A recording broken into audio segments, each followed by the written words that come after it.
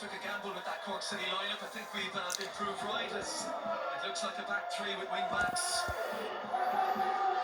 So just about set to go. St. Pat's in their green change colours to get us underway. Keane Levy, the man standing over the ball in the centre circle, and the noise is quite something. The winners tonight, and it might take extra time and penalties, will face either Shamrock Rovers or Kerry. Of course, we meet on Sunday. Here is that protest we were expecting to happen maybe a few minutes earlier.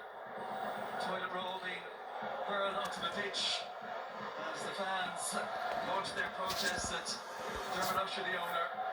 Not ideal for the players. Johnny Maguire has been talking about it this week, Fiacre Callagher as well, that ideally the fans can voice their opinion, but maybe now not the best time to do it. I think they're entitled, I've got to be honest with you. I think it's right, they shouldn't be muzzled. Their opinion matters. They are the kind of football club. I think this protest is coming from the right place. They want the best for Cork City Football Club. This is probably the right time to start the game. I'm sure that was the toilet rolls again, taken off the pitch as soon as possible and we'll get underway. But I think in principle, I think they feel that strongly, the Cork City supporters, in terms of this present situation of the football club, how disappointed they are, how frustrated they are. I think it's understandable that they have to let that out, that has to come out. So I wouldn't be overly critical of them, and one thing's for sure, when this game does get underway, those Cork City supporters will be 100% behind their team.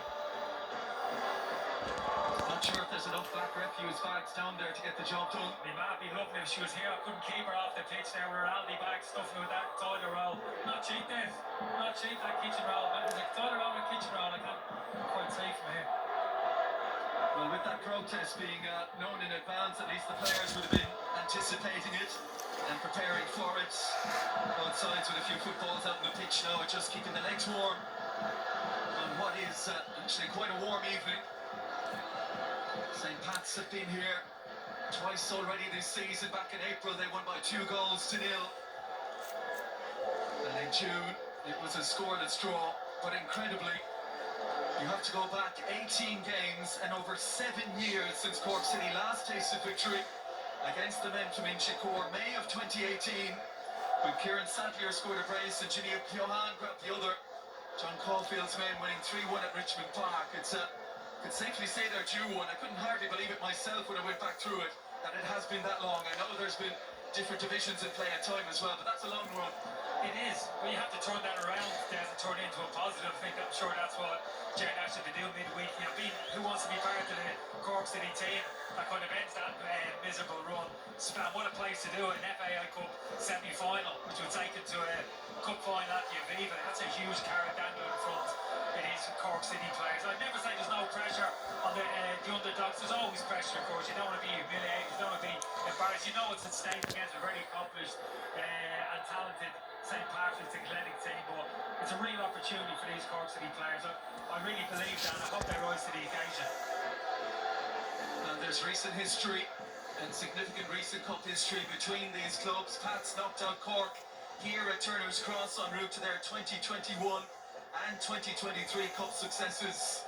Cork won that semi-final in 2016 at Richmond Park, with Shawnee Maguire captaining the side tonight. Scored 2 of their goals and Alan Bennett the other. Clean-up almost finished. Final few huddles between the players, a few instructions being issued out. Looking down, Mason Mealy in conversation with his captain Joe Redmond. 2 big players for them tonight, either end of the pitch. Yeah, amazing really.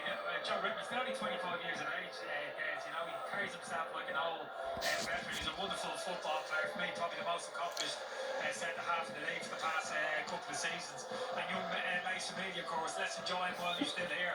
He's not going to be here for too much longer. A wonderful talent. We wish him well, of course, going across to Tottenham Hotspur, but let's just enjoy him at the moment while he's here. A player in form, scoring goals, and a real asset to this St. Pat's team. And 3 of his 14 goals this season scored against tonight's opposition.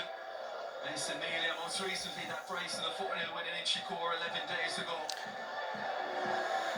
You'd have to say Turner's Cross is the biggest factor for Cork City tonight. If it is to be relegation, and that looks almost nailed on now, that goes down to their away league record. 16 games on the road without a victory. But they've been strong here.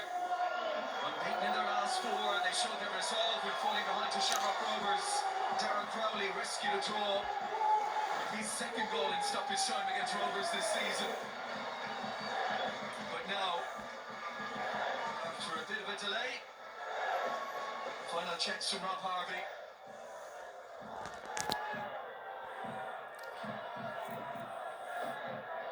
All in readiness, just checking with the Cork City goalkeeper Conor Brand, and he's happy.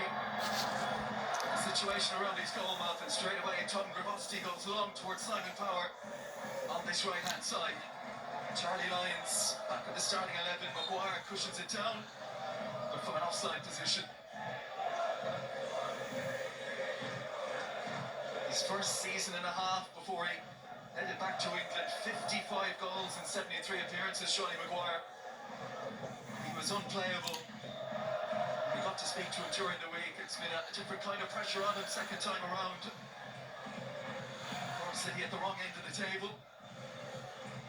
Hamstring injury picked up early in the campaign, and of course Rory Keating's awful early season injury. Conor Sullivan as well, long term, hasn't helped.